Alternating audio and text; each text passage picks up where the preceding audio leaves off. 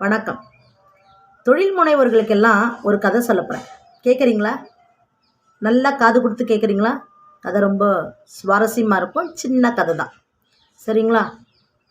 ஒரு காடு, அந்த காட்டில் நிறைய தவளைங்கள் இருந்தது. அப்போ ஒரு 4 தவளைங்க மட்டும் வாங்க நம்ம ஊரை சுற்றி பார்க்கலாம் அப்படின்னு சொல்லிட்டு போகிறாங்க. அப்போ ஊரை சுற்றி பார்க்குறதுக்கு அவங்க போகும்பொழுது போகிற வழியில் ஏதோ ஒரு இடத்துல தயிர் பானை ஒன்று அந்த இடத்துல தயிர் காரமாக வச்சுட்டாங்க, சரிங்களா? அந்த தயிர் பானையில் தெரியாதனமாக இந்த தவளைங்க குதிக்கும் பொழுது 4 தவளை உள்ளே போய் விழுந்துருச்சு. விழுந்த உடனே ஒரு தவளை சொல்லுது, ஐயோ இது என்னன்னு தெரியல, புதக்குழி மாறி இருக்குன்னு சொல்லுது. இன்னொரு தவளை சொல்லுது, இது புதக்குழிலாம் இல்லை, இது ஏதோ ஒரு வெள்ளையாக ஒரு உலகம் இருக்குதுன்னு சொல்லுது. அப்புறம் அப்படி ஒவ்வொரு தவளையும் ஒன்று ஒன்று சொல்லிகிட்டு இருக்கும்பொழுது ஒரு தவளை சொல்லுது, நாம் இதுலேருந்து வெளியிலேயே வரவே முடியாது, என்னன்னு தெரியல, இருட்டாக இருக்குது, அடைச்சலாக இருக்குது அப்படின்னு சொல்கிறாங்க. இவங்க பேசினே இருக்கிற தவளைங்க பேச பேச பேச இருட்டும் ஆகிடுது. அதுக்கு அடுத்து நைட்டு போயிடுது. அப்புறம் மறுநாள் பகலும் வருது. இந்த பேசிகிட்டே இருந்த தவளைங்களோட சத்தம் நின்று போச்சு கொஞ்ச நேரத்தில். இது பேசிகிட்டே இருக்கும்போது இந்த 4 தவளையில் ஒரு தவளை மட்டும் தொடர்ந்து அதனுடைய 4 கால்களையும் தப்புன்னு அடிச்சுக்கிட்டே இருந்தது. ஏன்னா அது இருந்தது என்ன, ஒரு தயிர் பானை இல்லையா? அப்போ அந்த தயிர் பானையில் தப்புன்னு அடிச்சுட்டே இருக்கும்போது தன்னால் தயிர் என்ன ஆகும், கடைய கடைய கடைய உங்களுக்கு மோராகும், நுரையும். ஸோ அந்த நுரைத்தலில் அடித்து அடித்து அடித்து அந்த தவளையானது என்ன பண்ணிச்சுன்னா வெளியில் வந்துடுச்சு. வெளியில் எகிரி குதிச்சிடுச்சு, சரிங்களா?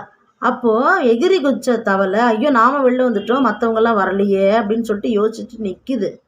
அப்போது இதை பார்த்துட்டு இருந்த நம்மளை மாதிரி தொழில் செய்கிறவங்க, எப்படி 4 தவளை உள்ளே போச்சு, ஆனால் ஒரு தவளை வெளியில் வந்துச்சு, மீதி 3 தவளையும் தப்பிச்சு வரலையே, மாட்டிக்கிச்சே அப்படின்னு கேட்கும்பொழுது அதுக்கான விடை என்ன தெரியுங்களா?